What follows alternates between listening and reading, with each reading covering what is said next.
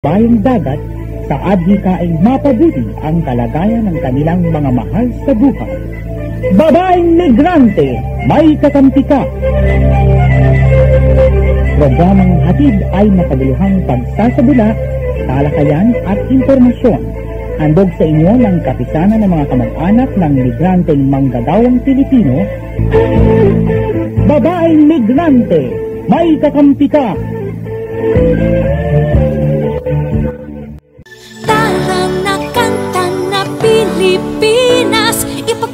Isang magandang morning sa ating lahat mga kaibigan.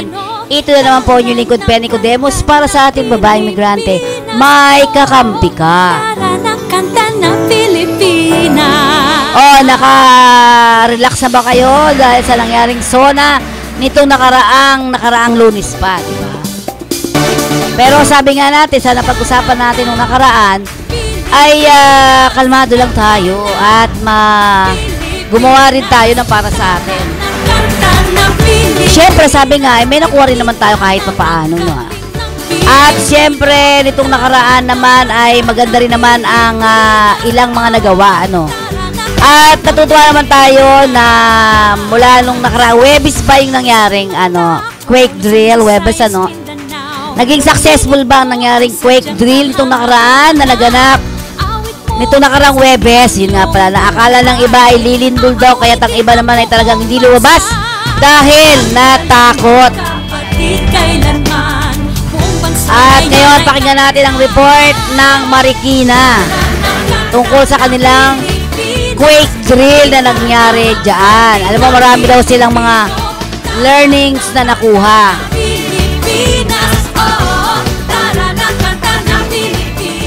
At syempre nagpapasalamat tayo sa kanila dahil sa pagre-report nila na nangyari. Ito po Webis po itong nangyari na ito. Webis din po nag-report sila sa atin. So ano ba ang nangyari dyan sa quake drill na yan? Ating malalaman po. Oo. Naririnig ko na naka-record. So ang sumama ay 300. Estudyante lang ng Roosevelt yun. 300. Yung mga bari lang yun. Elementary. Yung high school at saka college. Yun daw college at saka high school. Nasa 1,000. Tapos itong mga dito sa kapila, yung sa banda namin, yung mga elementary naman ng Malanday. Saka mga homeowners. Oo. Kausapin ko siya. May nangyari kasing Kausapin ko siya. Hindi matay. Sobrang kasi init. Talagang hindi talaga matitigil yung sa sobrang init. So ano na ang nangyayari ngayon? Asan kayo banda ngayon? Asan kayo banda? Dito sa may Lamuan sa South Supermarket, ito lang kasi yung bakante. Ito lang yung bakante. Teka, malapit mo lang makausap. At ang ganda kasi wala na naman itong kausap. Ito, pwede ko pakausap sa'yo itong aming XO. Sige. Hello po.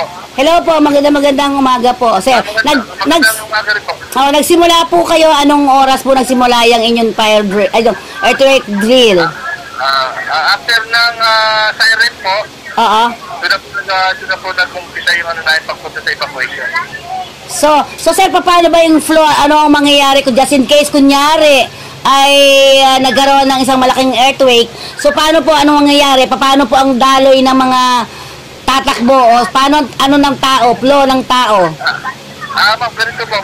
Yung preparedness po namin sa disaster, katulad po ng earthquake, nagkaroon po ng patawag po ang aming pamuluan. So, mumuno po ni Kapitan at mga kagawad na lahat po ng mga departamento, katulad ng mga eskwelahan, malapit na mga company na may mga manggagawa rin, mga homeowners, binigyan po ng instruction ni Cap regarding po dito sa drill na to. At ngayon po nagkaroon po kami na actual drill ngayon pong araw na to, at okay naman po at marami po nag-participate. So sir, kunyari nga po, ang tanong ko po ngayon sa inyo, dahil dyan sa ito, lang to parang practice lang po. Pero siyempre sa totohanan, ganyan na po ang mangyayari. So sa inyo po, taga Marikina, kung kunyari lalabas kayo, saan po ang takbo at saan po ang punta? Paano po ang flow ng inyong pag-evacuate? Kung sakasakali po. Dito po sa along JP Rizal po, going to Golden Valley Subdivision, mas po rin pa po ng tulad sa ito yung pinakamalaking open space po namin eh. So, ibig ba sabihin ko, may mga, kumbaga may mga naka-assign na marshals dyan, ano po? Opo. So, sir, sa ngayon ay, kumbaga sa ano, ang tanong ko lang, effective ba itong nangyaring ito ngayon? Kung tutuusin po natin, ay maganda po ba? May natutunan ba ang ating mga kababayan ngayon dyan? Opo, marami po. Kaya po kami nagpapasalamat. Meron din panahon ng pagpupulong, pagbibigay po ng instruction ng aming pulong barangay, marami rin po natutunan mula po sa mga estudyante sa elementary, grade school at high school. At mabang magulang sa homeowners. Alam po nila yung mga basic na dapat gawin pagka oras po ng EPRE. So sir, sige nga, ano lang natin.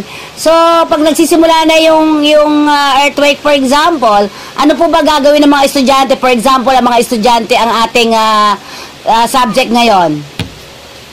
Halimbawa, ma'am, actual, nasa loob sila ng school, nag-issue na po yung earthquake, stable na po sila sa lugar nila, sumanap ng masisilungan o makukumpya para hindi mabagsakan ng anumang bagay. After po nung shaking, unti-unti na po silang lalabas, in-walking position, nasa kamay, nasa ulo, o kaya may mga safety helmet sila na para isuot, palabas ng school, patungo po sa evacuation area. Yun. So, itong pupunta niyo evacuation center, ilan po ang pwedeng accommodate nitong evacuation site na ito? Sir, ma'am, talagang totally malaki ito, ma'am eh. Okay. Parang laki rin ng sport center. Hindi naman totally gano'n kalaki, pero may pagka-amping lang po doon. Apo.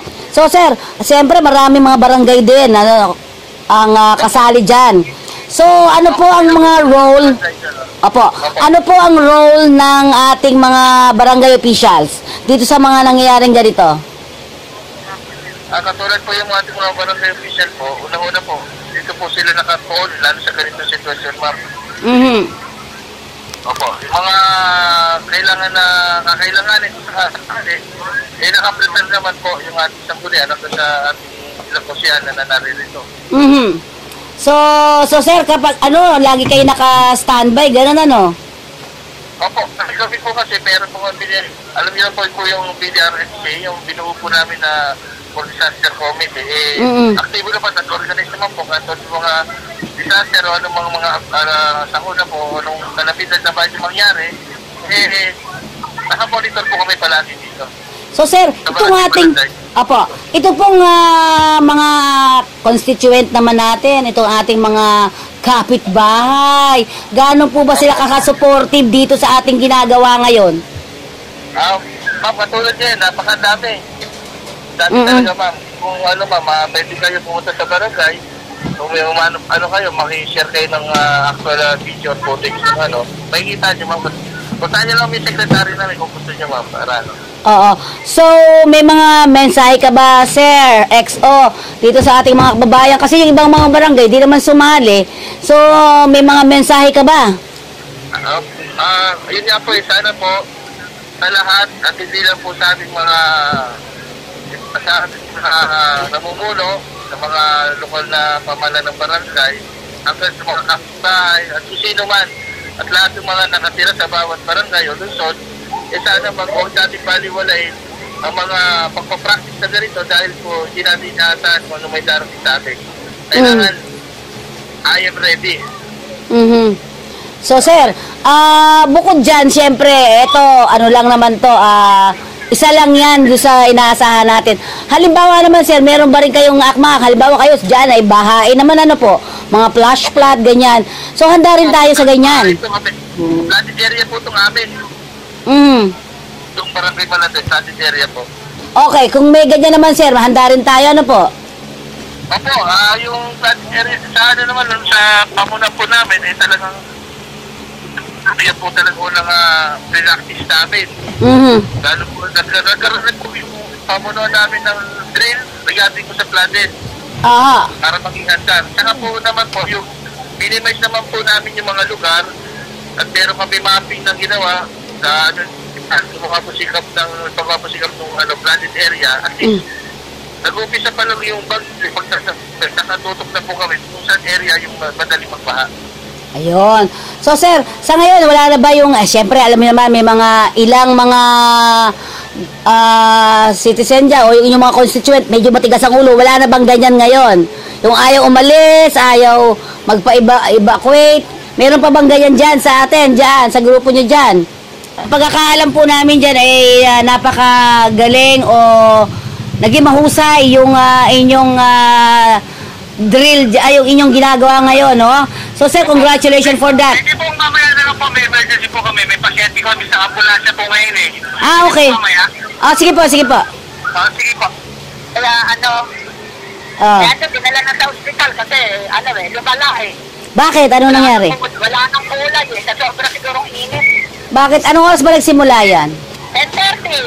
10:30, tapos? Oo. Sobrang init talaga eh, bakating-bakati pa, sobrang init. Oo. So, sa tingin mo ba kung magkaroon ng ganyan, Aling Juliet? Aling Juliet? Kung makita mong ganyan yan dyan, gaano ba kalaki ang space na napupuntahan nyo halimbawa? Malaki ba? Nandito lang mga estudyante lang halos yung mga nandito sa office space na to. Oo. Paano yung mga nasa bahay? Hindi kasi ang kasi, drill lang naman to. Tapos naman kasi, lindol, diba? Ang pupunta lang naman dito yung may mga nangyari. Hindi naman pupunta itong mga estudyante nito na dahil safe na sila. Sa lindol, wala naman nangyari. Pwede namang hindi na sila pumunta rito. Drill lang, kaya pinapunta lang sa mga kadami na to. Pero ito, ang dadali dito, ito lang, diba? Yung mga nangyari lang, Di ba kasama lahat dyan? Paano yung mga, yung mga, nasa mga barangay ninyo, yung mga bahay-bahay, katulad mo? Oo nga, kaya nga, di ba, sa bahay namin, merong hindi makita, o di i-report dito. Di ba, yung mga ganong Di ba dyan tatakbo? Dyan sa lugar, anong pangalan niya lugar na tatakbo ninyo? Oo, kaya, nagpapasalamat po yung kausap ko. Ang nakausap ko, Oo. Barangay, Oo. Pero, sikap kasi, mainit ang uso ayaw magka-interview eh. Oo nga. Mainit siguro. Oo. Sige. Bakit sila sa ulo ng mga yung mga ilalim ng puno, pinaalis niya, matagsak daw yung puno, ayaw pag sila yung sa puno. Sige. Okay yan ang mga tao. Okay. Okay, sige. Salamat. Okay. Salamat. Sa pagpatuloy pa rin ng ating programa, ay nitong nakaraang Sabado po, mga kakampi ko at kaibigan, ay nagkaroon ng isang very successful na dinaluhan ng 60 mga participants na nanggaling sa iba't ibang PDOS provider at ang kakampi po ang pinakamaraming nakapagpadala dyan sa pag-aaral na yan tungkol sa human trafficking.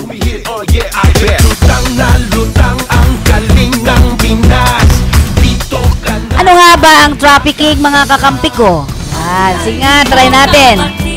Ang ibig sabihin ng trafficking in person ay ang pagre-recruit, paghahakot, paglipat, pagkupkop, o pagtanggap ng tao sa pamamagitan ng pananakot o paggamit ng dahas o iba pang uri ng pagpipigil, pag-agaw, pandaraya, panlilinglang, pang-aabuso sa kapangyarihan o sa kahinaan ng posisyon sa pagbibigay o pagtanggap ng bayad o benepisyo para makuha ang pagpayag ng isang tao sa hangaring magsamantala.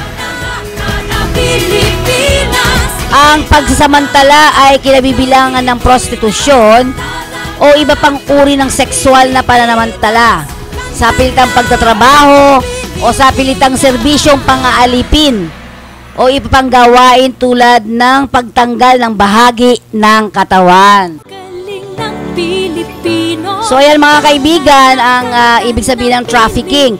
At alam ko namang alam niyo dahil kung nakikinig kayo sa ating programa, parati namang binibigay ni Allen ang paalala na ito mula sa ating himpilan. Okay, paalala pa rin natin sa mga OFWs naman dyan sa Kuwait. Yan, yung mga Pilipina na mag-aasawa o magpapakasal sa bansang Lebanon. Tingnan natin, ano nga ba ito?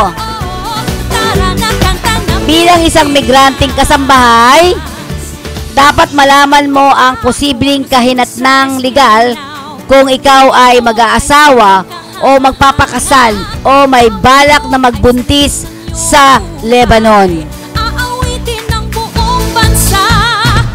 Walang kasalang sibil sa Lebanon, mga kakampi ko. Gayunpaman, kinikilala ng gobyerno ng Lebanon ang anumang kasalang sibil na ginawa sa labas ng bansa. Nakasaad sa konstitusyon ng Lebanon na legal ang pag-aasawa o pagpapakasal ng sinuman. Gayunpaman, kapag ang migranteng kasambahay ay nasa ilalim ng sponsorship o kafala system, ang pag-aasawa o pagpapakasal ay nagiging komplikado at mahirap na issue. Ang minumungkahi po namin na kung sino mang migranteng kasambahay ang may katanungan sa pag-asawa sa ilalim ng kafil system ay tawagan ng Embahada ng Pilipinas para sa kaukulang payo o humingi tayo ng tulong para malaman natin ang iba't ibang klase ng kafala system.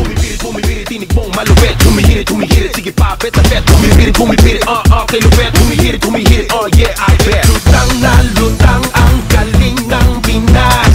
Dito ka na, tara na, kanta na. At ngayon mga kaibigan ay dumako muna tayo sa ating paalala mula sa ating himpilan.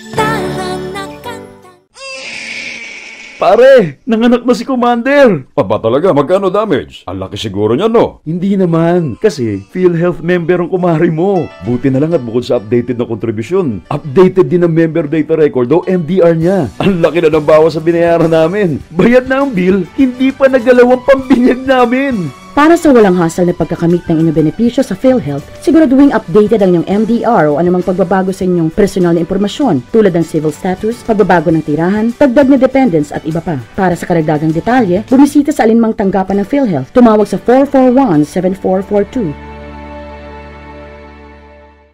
May mabuting pagkakataon para sa aming mga OFW na mas makaipon pa. Buti na lang may SSS FlexiFund. Manatag loob ko sa aking ipon. Garantisado, may dagdag kita. Sa FlexiFund, ang pinaghirapang kitain nalalagay sa ipong mas may pakinabang. Pwedeng pang matrikula, bahay, negosyo. Pagretiro ko, mas ginhawa. Mga kababayan, para sa dagdag ipon, mag-SSS FlexiFund na. Makipag-ugnayan na sa SSS tungkol sa FlexiFund. May mas mataas na interes, dagdag kita, garantisado. Pabahay ang pangunahing benepisyo ng Pag-ibig Fund. Pero marami sa atin ang may pangangailangan sa kalusugan, edukasyon at pang-araw-araw na buhay. Kaya ngayon, may Pag-ibig Loyalty Card. Sa Loyalty Card, maraming gamot, mas mura. Tuition fee, mas mababa. At LPG, bawas presyo. Simula pa lang ito, ng maraming dagdag ginhawa ng Pag-ibig Loyalty Card. Patunay na naman, sa pag-ibig ang pinaghirapan, may katuparan.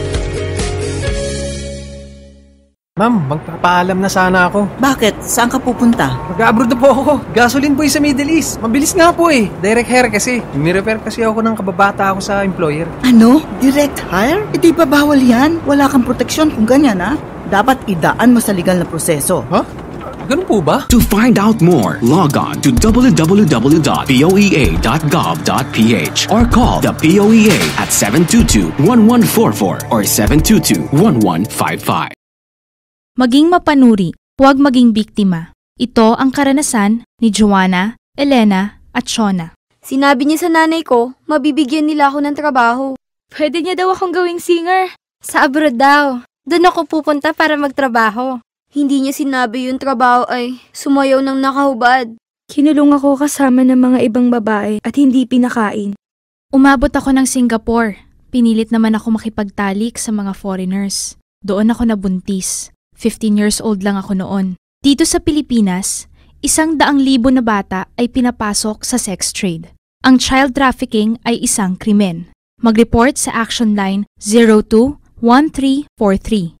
Hindi mo kailangang makita ang mga mukha nila para maramdaman ang takot nila. Isang paalala mula sa ECPAT Philippines, Interagency Council Against Trafficking, PIA at ng himpilang ito. At para naman sa mga OFWs na papalis, papalis ka na pala. Tandaan mo, kabayan, na ang iyong mga papeles dapat authenticated para hindi ka mapeke. At lagi po ninyong tatandaan na ang pagtatrabaho sa ibang bansa ay hindi biro.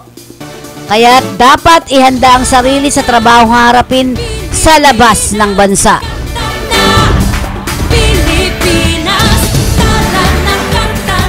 At bago kayo umalis mga kaibigan at kakampi ko, lagi mong tatandaan na ang lahat ng iyong bayarin bago umalis ay dapat bayad at dapat mong bayaran, lalong-lalo na kung ito ay para sa iyong social protection. Ano nga ba yung mga social protection na yan? Tulad ng PhilHealth, Pag-ibig, yan. Ayan po ay mandatory na, kaya dapat automatic dapat ninyong bayaran. Kung may SSS ka, tuloy mo rin po mga kakampi ko. Siguradong sa ngayon hindi nyo yan magagamit, pero sa mga susunod na panahon, sigurado kong I'm sure, very very sure na magagamit mo lahat yan.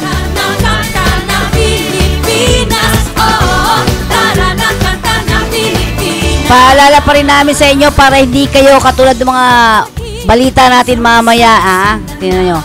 Huwag na kayong mamili ng mga kung ano-ano sa ibaing dagat. Dito niya lang sa Pilipinas mo ibili ng mga pasalubong ang iyong mga kamag-anak at kapitbahay. Para una kumita ng Pilipinas sa iyo, pagkatapos nakapagbigay ka pa doon sa mga nagtitinda at hindi pa mawawala ang iyong mga binili sa airport. At paalala pa rin ang POEA sa inyo, mag-BM online na po dahil mas mabilis at proseso o mabilis ang proseso dito dahil syempre online registration na yan, ano po. At ang gastos ay matipid, pamasahe, pagkain, di mo naiintindihan, isang click lamang yan sa ating internet sa bmonline.ph, yan na. Makukuha mo kaagad dyan.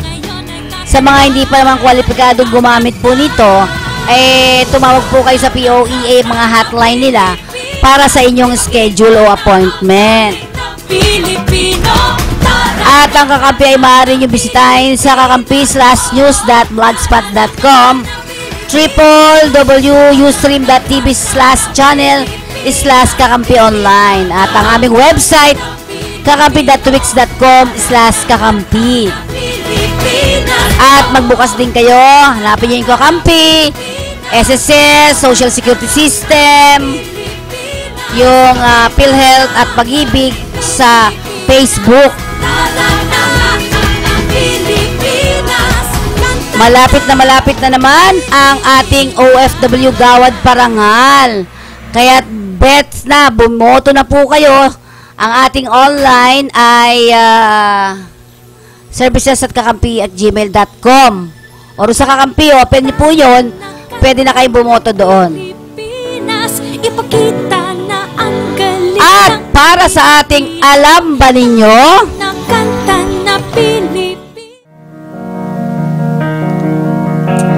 ang Araw ng Bayani ay pinagdiriwang tuwing 26 ng Agosto taon-taon, at dito nag-aalay mga Pilipino ng bulaklak para sa mga bayani.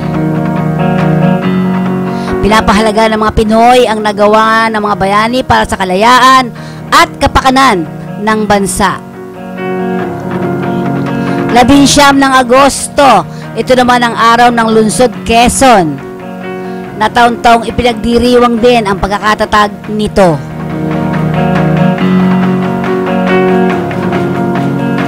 Samantala, Agosto rin. Agosto taong 1944. Namatay naman si Manuel L. Quezon, ang unang Pangulo ng Commonwealth ng Pilipinas.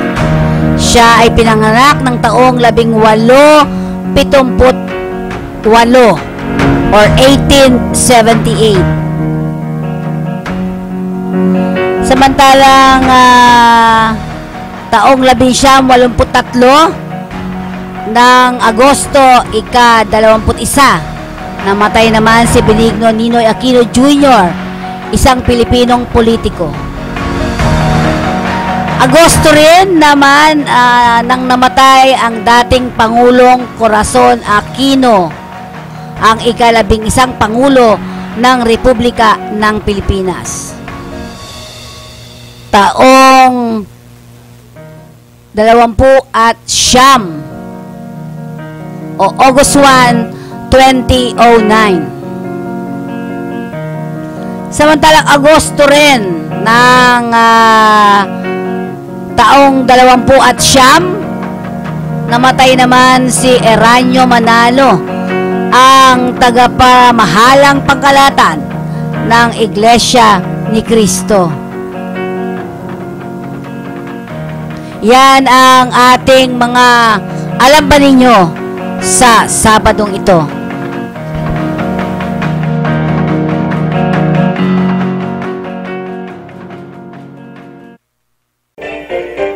OFW Headlines. Direkta, sariwa, napapanahon. OFW Headlines.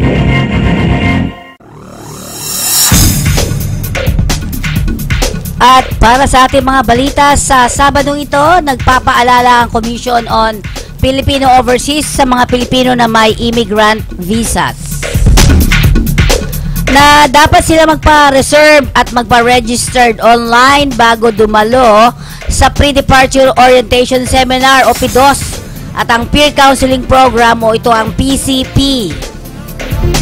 Ang nasabing sistema ay mahigpit na ipaiimplementa ng CFO Manila sa darating na ika-17 ng Agosto.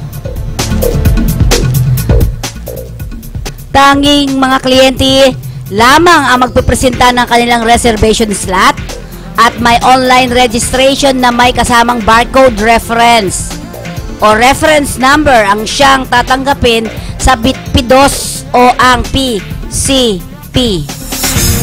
Ang PDOS ay may 2 oras na seminar na isasagawa ng CFO o Commission of Filipino Overseas para sa mga Pilipinong magtutungo sa ibang bansa upang malaman nila ang mga batas ng bansang kanilang pupuntahan.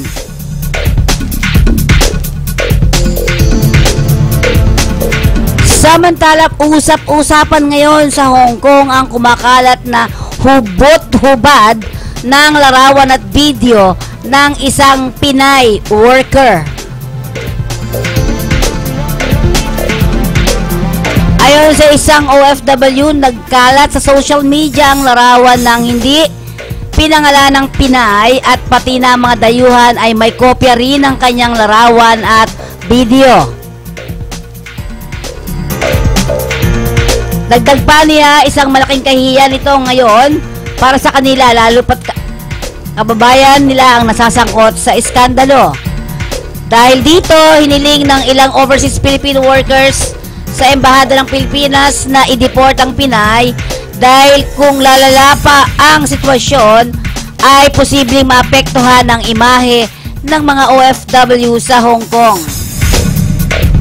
Kung patuloy pa raw ang pagkalat ng mga video at larawan ng Pinay, ay maaring mag-iba na ang turing sa kanila ng kanilang mga amo, lalo pat hangad lamang nila na makapagtrabaho ng malinis at marangal sa naturang bansa. Yan ang mga binanggit ng ating mga OFWs na sa kasalukuyan ay nagtatrabaho sa Hong Kong. Samantala, sa pagpapatuloy pa rin ng ating mga balita, konfirmado isang Pilipina caregiver ang nanakit di umano sa amo nitong matanda sa Israel na unang naging viral sa mga social media. Samantala, muling nagtagumpay ang rescue team ng Philippine Embassy sa Kuwait sa pag-rescue sa 2 overseas Philippine worker mula sa pagmamaltrato sa kanila ng kanilang amo. Ayon kay Consul General Raul Dado, ang rescue operation ay isinagawa noong isang gabi sa Road 30 Salmiya sa Kuwait City sa pakipagtulungan ng Guardian President sa pahalil na si Chris Hernandez at ilang pang mga Pilipino organization. Anila, isa sa mga biktima ay halos araw-araw sinasaktan ng kanyang amo sa loob ng 6 na buwan. Habang sinuguro ni Consul General Dado na hindi lamang ang pag-rescue sa mga OFWs ang nangangailangan ng tulong ang pangunahing ginagawa ng embahada. Nakipag-ugnayan din anya sila sa mga kinaukulang opisyal at otoridad sa Kuwait upang masiguro ang seguridad ng mga Pilipino sa naturang bansa. Samantala, ilang Pilay certified nursing aid sa East Hawaii ang mawawala ng trabaho sa kanilang pinapasukang government hospital dahil sa ipatutupad na retrenchment. Kabilang ang mga ito sa tinatayang 10 Ilocanong certified nursing aid at ilang pang ulat na nagdesisyonan o napagdesisyonan ipatupad ang retrenchment sa mga government hospital sa East Hawaii dahil sa kakulangan ng pondo na gagamitin sa mga naturang CNE o certified nursing aid. Ngunit agad siniguro ng mga opisyal ng mga government hospital sa mga apektadong empleyado na wala silang dapat ikabahala dahil habang wala silang trabaho ay tutulungan sila ng gobyerno ng Hawaii sa pagbibigay ng buwanang tulong pinansyal. Samantala, ang Department of Foreign Affairs o DFA ay naghahanda naman ng early repatriation ng 2 overseas Filipino workers na nabigyan ng royal pardon sa Oman. Ang coordination ay galing sa Oman authorities na pinangungunahan naman ng Philippine Ambassador to the Sultanate of Oman, Narciso Castañeda. Samantala, habang inaayos pa di umano ang hindi na muna pinangalanan ng DFA ang mga naturang Pilipino. Dagdag pa sa mga balita, ayon sa balita, royal pardon ang ibinigay dahil nga sa mga convicted prisoners as part of Oman's commemoration of Eidil al-Mubarak. Samantala, isa lamang overseas Filipino workers mula sa Qatar ang nawalan ng 130,000 pesos at mga importanteng dokumento sa pagdating nito sa Ninoy Aquino International Airport nitong nakaraang Miyerkules. Ang biktima ay si John Michael Pabello. Ayon sa kanya, hinihintay nito umano ang kanyang bagahe. Hindi niya namalayan na nawala na pala ang kanyang backpack na kung saan doon niya inilagay ang pera at mga dokumento. Ang naturang backpack ay inilagay di umano niya sa pushcart habang hinihintay ang ilang pang bagahe nito. Samantala, nagtanong si Pabello sa NAIA Airport authorities na kung maaari masilip ng closed-circuit television camera footage sa carousel. Ngunit ayon sa otoridad ng NAIA, sira di umano ang kanilang CCTV camera ng araw na yaon. Samantala, si Pabello ay humingi ng tulong sa kinaukulan na tulungan sana siyang mahuli ang tao na responsibilidad sa pagkawala ng kanyang pera at mga dokumento. Kaugnay na balita pa rin, sa ilang mga bumibiyahe ang nagrereklamo na nabubuksan di umano at nananakawan daw ang mga bagahe nila habang sila ay nasa Ninoy Aquino International Airport. Paliwanag naman ng Manila International Airport Authority, hindi sila ang may sagot sa seguridad ng mga bagahe.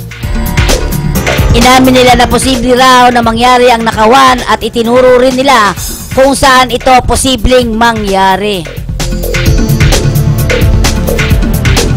Samantala, nakibahagi ang mga overseas Philippine workers sa iba't ibang panig ng mundo sa pagsuporta sa global observance ng World Day Against Trafficking. Sa iba't ibang mga OFW site ay inilagay ng mga OFW ang kanilang larawan na may nakasulat na hashtag di ako for sale bilang paglaban sa laganap na human trafficking. At syempre, of course, ang kakampi ay isa rin sa nagpakita na dapat kumilos ang gobyerno ng Pilipinas para malabanan ang human trafficking. Lumahok din ang kakampi sa pagbibigay ng hashtag di ako for sale. At syempre, congratulations dyan kay Riza at kay Allen Soto. Samantala, hindi pa rin inaalis sa listahan ng US trafficking in person ngayong 2015 ang Pilipinas dahil ang Pilipinas ay nasa Tier 2 pa, na ang ibig sabihin ay patuloy pa rin ang nasabing aktibidades. Samantala, ipinagmayabang naman ng bansa na may 54 na trafficker na silang nakasuhan dahil sa human trafficking. Samantala, nagkaroon din ng pag-aaral ang mga OFWs at mga CSO sa pakipagtulungan ng NGO Forum at ng Blast Opera Center upang magbigyan ng kaalaman ng mga OFWs. Ano nga ba ang human trafficking para sa mga OFWs? At mula dito, nagkaroon naman ng pirmahan para sa mga grupo mula sa CSO, OFW at siyempre ng Blast Opera Policy Center para sa tuloy-tuloy na info dissemination ng kampanya laban sa human trafficking. Yan ang ating mga balita sa araw na ito. OFW Headlines. Direkta, sariwa, napapanahon. OFW Headlines. Pare, nanganak na si Commander. Aba talaga, magkano damage? Ang laki siguro niya, no? Hindi naman, kasi PhilHealth member ang kumari mo. Buti na lang at bukod sa updated na kontribusyon, updated din ang member data record o MDR niya. Ang laki na ng bawas sa binayaran namin. Bayad na ang bill, hindi pa nagalaw ang pambinyag namin. Para sa walang hasal na pagkakamit ng inyong benepisyo sa PhilHealth, siguraduhin updated ang inyong MDR o anumang pagbabago sa inyong personal na impormasyon tulad ng civil status, pagbabago ng tirahan, dagdag na dependents at iba pa. Para sa karagdagang detalye, bumisita sa alinmang tanggapan ng PhilHealth. Tumawag sa 441-7442. Pabahay ang pangunahing benepisyo ng Pag-ibig Fund. Pero marami sa atin ang may pangangailangan sa kalusugan, edukasyon at pang-araw-araw na buhay. Kaya ngayon, may Pag-ibig Loyalty Card. Sa Loyalty Card, maraming gamot, mas mura. Tuition fee, mas mababa. At LPG, bawas presyo. Simula pa lang ito, ng maraming dagdag ginhawa ng Pag-ibig Loyalty Card. Patunay na naman, sa pag-ibig ang pinaghirapan, may katuparan. May mabuting pagkakataon para sa aming mga OFW na mas makaipon pa. Buti na lang may SSS FlexiFund. Manatag loob ko sa aking ipon. Garantisadong may dagdag kita. Sa FlexiFund, ang pinaghirapang kitain nalalagay sa ipong mas may pakinabang. Pwedeng pang matrikula, bahay, negosyo. Pagretiro ko, mas ginhawa. Mga kababayan, para sa dagdag ipon, mag-SSS FlexiFund na. Makipag-ugnayan na sa SSS tungkol sa FlexiFund. May mas mataas na interes, dagdag kita, garantisado.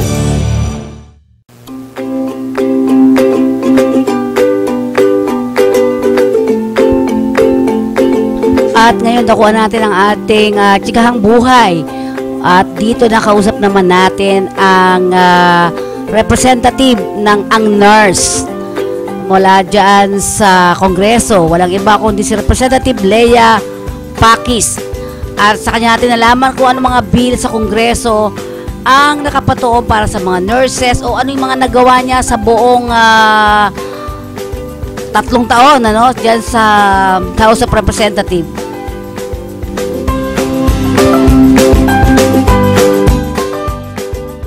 So ma'am, ito po ay tungkol din sa health. Ano po? So ma'am, kamusta na ba ngayon ang ating mga manggagawa o lalo yung mga nurses natin sa ngayon po? Sa ating bansa? Opo. Actually, like this rin. Meron pa rin tayong design coordination. Ang mga nurses natin ay mga trainees, sinukunin ng isang taon, na walang sweldo, pero nagtatrabaho as a regular staff. So, application pa rin sila. So pero, opo. Sige po ma'am. Kong, sige po. Sila ay bigyan ng equal pay for equal work. Mga nurses natin yun, mga job orders, mga contractual, NDOA, mga contractors, program. So ma'am, ngayon, dahil siyempre yung ang nurse talaga yun ang nag-represent sa kanila dyan sa Kongreso. So ano po ba yung ginagawa ninyo ngayon para mas mapabuti yung ating mga nurses? Ay, ito ang dami. O nga po. Maraming years. Tapos may mga resolution tayo para ibigay yung mga batas na hindi napapatupad. At kasama rin yung mga resolution. Sabi natin yung security of venue, nation, tapos yung natin ang service community. Para naman mapapit mo, kanina nga din sabihin namin, naman yan, ang mga defense. Ang mga defense na ginagawa ko ay diba? So, tapos hindi naman sila nagbibigyan ng tamang sweldo, gano'n. Dahil hindi nagbibigay yung kanilang tamang posisyon. So, pero ma'am, marami pa rin tayong mga nurses na wala ring trabaho ngayon. So, anong nangyayari sa kanila sa mga ganong klase na hindi sila nakakapasok talaga sa tamang trabaho nila? Yung iba kasi lumalabas na ng bansa bilang isang mga manggagawa na yung household service workers sa labas ng bansa, pero nurse po siya. Anong po masabi niyo sa ganyan?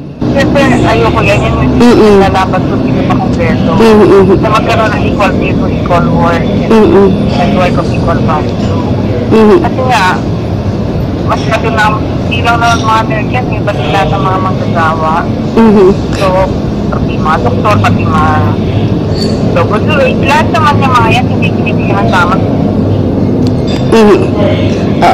So ngayon, nabanggit nyo kanina ma'am, alam niyo nabanggit nyo kanina yung SOT, ito yung Security of Tenure. So paano yan sir, ma'am?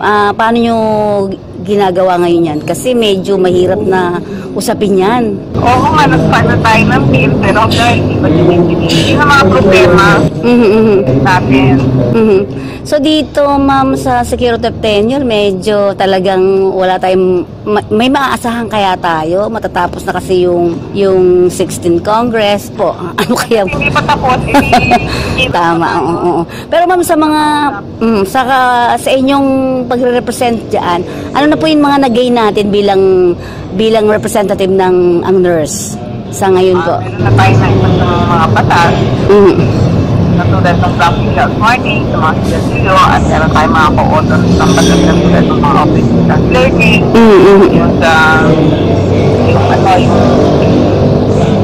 yung scholar ng bayan, na tayo. So alam ko po yun ma'am, kaya nung bisan po pupunta kami sa Ifugao-man nitong mga last week, mayroong ding mga ang nurse doon na nagpapaabot sa inyo naman ng sinasabi nila na wala silang office doon sa Ifugao. Ano po daw ba yung pwede nilang gawin para magkaroon sila ng office doon? Ano rin po sila, ang nurse daw ang kanilang ang kanilang organization doon. Anong office ang gusto nila? Parang, kasi mga nurses sila pero wala silang place to stay. Parang gano'n, maski lang parang isang room or kung meetingan nila, gano'n, yung mga nurses po doon. Para makipag-usap sila sa amin. Opo. Pangalan nila. Opo, ibibigay po namin sa inyo. Opo, ibibigay namin sila. Pero pinapaabot po nila kasi sabi ko, ay, ang nurse, ano yan? Mahusay na representative yan doon. Kaya ngayon, pinapaabot po namin sa inyo. Yan. So, ma'am, sige po. Sa akin, ha? Opo. So sa ngayon ma'am, busy pa rin tayo. Para sa inyong privilege speech tomorrow, tungkol po ba sa kanya, pwede bang ma-preempt na namin ngayon, makuha na namin? Kung ano ba yung mga tono natin dyan? Ano nangyayari ngayon, diba, mga gamot, opo, ng husay, nagkakaroon ng nagsamak na reaction sa mga bata, kasi kinakailangan meron tayong mga tamang gagawa ng kalusugan. Kaya nilalagay nila, ang mga guro naman, hindi naman sila trabaho na. So, dapat, hindi natin sa tinatagdan nila ang mga magagawa ng kalusugan, ibalik sila. Para pinamang, ibawa, sinainom ka ng pusa, medyo masama pakiramdam mo, siyempre pag teacher ang nag-handle nun, matataranta na siya. Pero kung hindi matataranta, diba? Kasi binigay lang na basta-basta yan, po, wala pong orientation, wala lahat. So, yun po yung gagawin nyo tomorrow. So, ma'am, may mga messages po ba kayo para sa ating mga nurses, o yung mga nasa medical health profession? May mga message po ba kayo sa kanila? Especially, nakikinig po yung ating mga OFWs sa ibang bansa. Ngayon, meron akong resolution na pinapaibigyan ko yung resolution university nagpupunod ng mga fake documents. Dito locally, sa mga nurses, paglaban naman natin sa mga karapatan natin, sana naman mabigyan kayo ng tamang preso. At yung mga nung naka-assess, yung mga hindi naman tunay na nurses, saan kayo kumuha ng fake documents? Kasi kayo din ang suffer pag kayo nakulong na sa abroad, tapos hinali ng gobyerno, diba? So, ma'am, opo, ma'am, yung mga gusto bang di ba meron kayong parang gusto nilang magpamiyembro o magpaano, saan po ba bilang nurse? Sa inyo po ba kayo, nagpapamiyembro? Opo na kasi kami organisasyon. Ayun. Gusto po sila magpamember. Ngayon po, send ko po sa yung kanyang number na po makapagpamember doon. Gusto po tanda. Ay, okay po. Sige po, i-text nyo sa akin at ako na lang magsasabi sa area mamaya. Just in case. Opo. So, pero ma'am, this time, marami na kayong, alam ko marami na kayong nagawa dahil sinusubaybayan din namin itong inyong mga ginagawa sa Congress, no? So, okay, ma'am, 2016 na po, na naman, di ba? Oo, huwag natin kalilimutan ito. Pero ma'am, sa totohanan lang po, yung pong mga isang hinaing ng ating mga nurses, ay yun nga pong nakagraduate na sila, lahat-lahat. Kahit yung iba nakaboard na, pero wala silang trabaho. Paano po ba yun? Alam mo yun naman ang sistema ko buhay. Oo. Bakit sila magkakatrabaho? Oo nga, pero sabi kasi, ma'am, sabi kasi. Sa kanila. Kasi ang hindi lalawan ko, that the government should feel can create more facilities. Oo nga Kasi na may tamang peso. Mahirap mabagal. Pero nakakaganda namin. Marami na nakakaganda. Naman later, that's good. Kaya ganyan na tayo na sa akin yung mga mga resources, mag-training naman at saka kupilod kami sama-sama. Oo nga. Tapos katulad niya, meron tayo Oo nga po. Sila dito ay okay. So ma'am, siguro sa mga susunod pa na panahon, malaman namin iba pa ninyong mga activities, lalong-lalo na doon sa mga nais na magpamiyembro sa inyo sa abroad. Sige, sabihin ko lang sa amin, kaya hindi ka na alam ko yung number niyo. Opo. Sinusubaybayan ko kaya ikaw. O sige po ma'am, maraming salamat po ma'am ha. Apo, salamat. Bye-bye. Yan ang nurse representative Lea Espakis. Ngayon pakinggan natin dahil sinasabi sa usapin ng SOT, ito yung security of tenure na binabanggit. So ito yung pinakamalaking issue ngayon sa mga manggagawa at sa lahat ng mga union, no? Lahat ng mga kababayan natin dito sa Pilipinas. Ang isang problema ngayon ng mga manggagawa natin ay itong security of tenure na sinasabi. Ano nga ba ang status ngayon ng security of tenure sa Kongreso?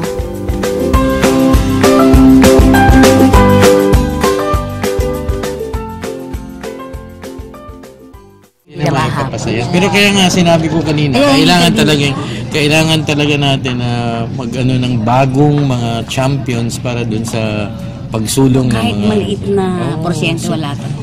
Ilan taon na bang SOT? Wala na. Hindi nga binibigyan ng urgent yun eh.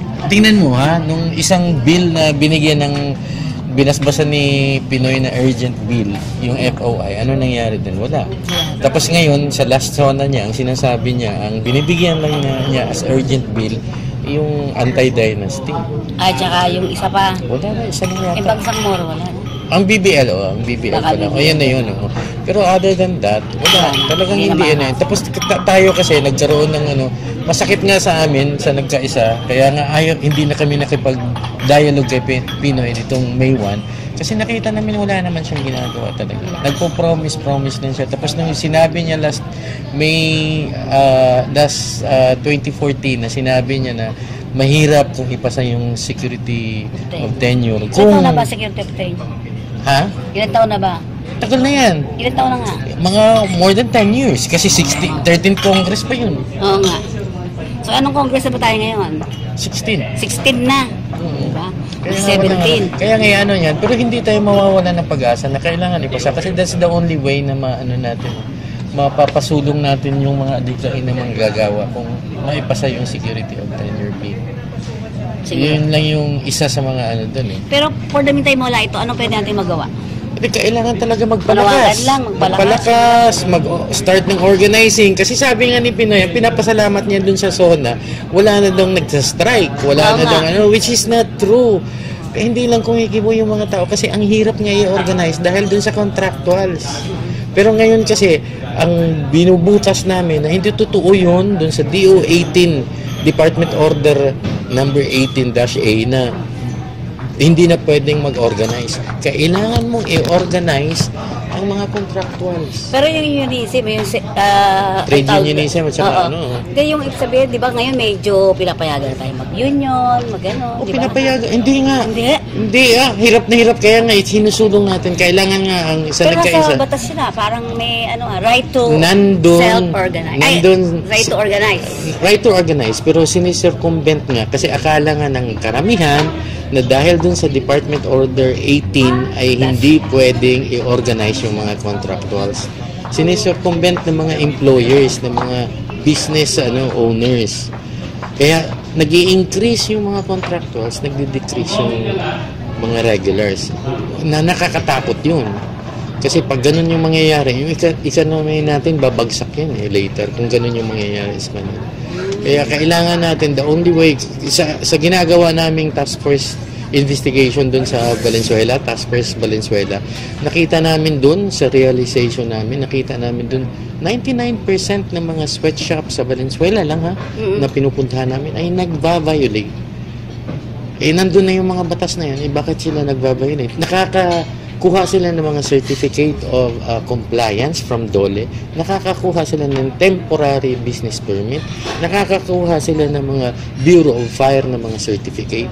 Pero pagpunta namin dun sa lugar nila, nag-violate. Last week lang, nagkasunog uli dun sa isang mga... Ganon din yung Kasi simple lang na yung housekeeping lang na kung saan-saan nila kalat-kalat, saan-saan nila nilalagay yung mga gamit nila. Yan, nasusunog. Tapos talagang mga workers din, pag pupuntahan mo, talagang parang medieval na time na talagang pinapawisan yung mga workers, gumagawa ng mga kawali, mga gano'n. Bakit ganun pa rin hanggang sa ngayon?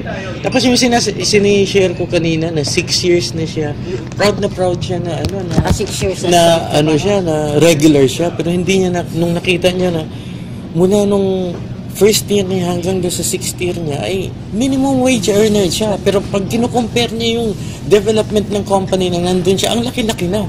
Pero siya pa rin. Nandun pa rin siya, minimum wage earner, 481 lang kasi. Kaya, ang ngayon, dito sa NCR, mabubuhay ka ba ng 481 sa ngayon? Hirap na hirap, di ba? Pero proud na proud siya kasi regular siya. Pero paano yung bigat nung sinabi ko sa kanya, hindi mo ba nakita yung comparison kung gaano kayaman yung may-ari itong corporation na pinagtrabahoan for 6 years? Sabi niya, oo nga, minsan nga daw hindi siya nabigyan ng bonus. O paano? Yung ginaganon yung mga mga workers natin, napakasama, no? So kung may mga reklamo, may saan pwede sila pumunta? O sa ano pwede nilang tawagan? Pwede silang pumasok dun sa mga iba't ibang organization. Kahit sa nagkaisa, pwede silang dumulong sa isa. Wala akong landline. Sige. Pero cellphone. Mga member organization, 0915. Pwede sige. 0915-538-6308. Sa iyan, direkta. Ayan, direkta sa iyo, sir. Oo. Sige. Para kausapin sila. Tapos para pwede pa rin kitang makausap pag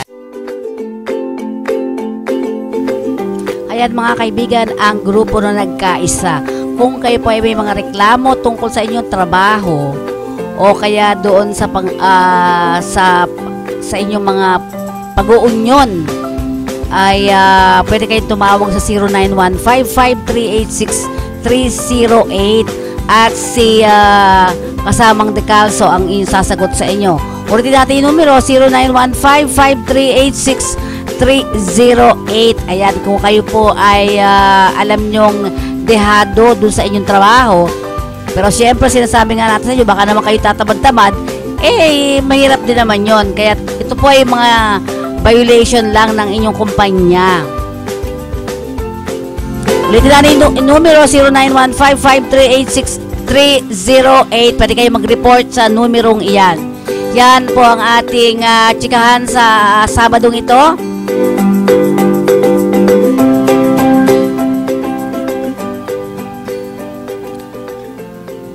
At para naman sa ating pagpapatuloy ng ating programa ay dakuan natin ngayon ang ating Mission Impossible.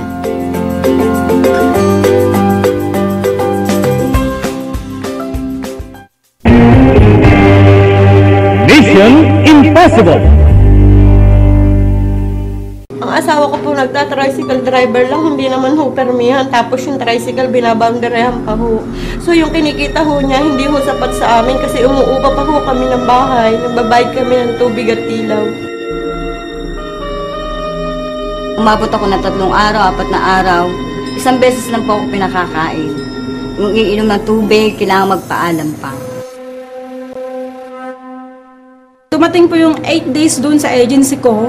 Bininta po yung kontrata ko doon sa isang agency. Tapos may dumating na isang umani. Binili din ho ang aking kontrata. Doon po ako natutulog sa bodega. Doon sa may mga kasama ko, yung mga pakain sa rabbit. Yun ang katabi ko sa pagtulog na ang baho-baho po naman. Tumutulo na po ang luha ko, ang sipong ko. Hanggang sa tumungo na nga po ako kasi sobrang sakit na ng mukha ko sa kalisampal niya. Tumalsik na ho yung pustiso ko sa pagsampal niya. Pumasok po ako ng banyo. Doon po simula, pinagubad po ang aking damit. Pinaikot ako. Binaboy pa niya ako. Kailangan po kayong gumising ng alas 4 kasi pag hindi po kayo gumising, tulog ng tulog yung alarm. Alas 10 pa po ng umaga niya ako paaamusalin. Ang pinakakain lang niya po sa akin, yung pong gilid ng tinapay na loaf, yung balat po. Sinakay po kami dun sa kotse, pinaghati po kami. Tapos nung nasa kotse po kami, kinuha na po niya yung return ticket namin, tsaka po yung passport. Sinabihan ako na ipapasa daw niya ako sa prostitution. Dun daw niya ako dadalhin para makabayad ako ng ginastos niya sa akin. Ito bang hinahanap kong trabaho sa ibang bansa? Para mayahang ko ang pamilya ko sa hirap. Mabigyan ng magandang kinabukasan ng mga anak ko. Pero hindi ako nagtagumpay. Mission accomplished!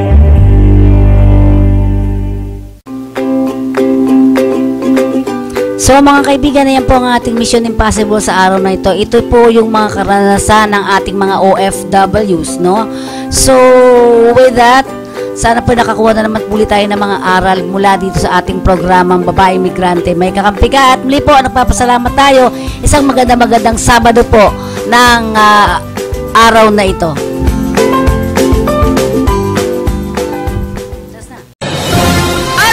Isang oras na naman ang lumipas. Lagi nating tatandaan ang lahat ng problema ang kinakaharap.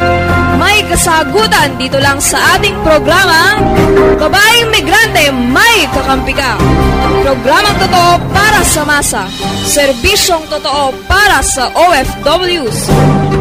Muli, Ito ang babaeng migrante, may kakampi ka. Nagsasabing kapuso ka man, kapamilya, o kapatid, dito sa DWWS, may kakampi ka!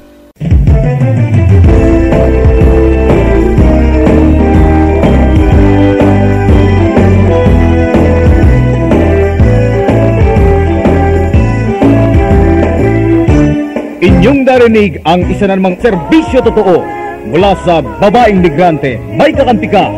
Maraming salamat po.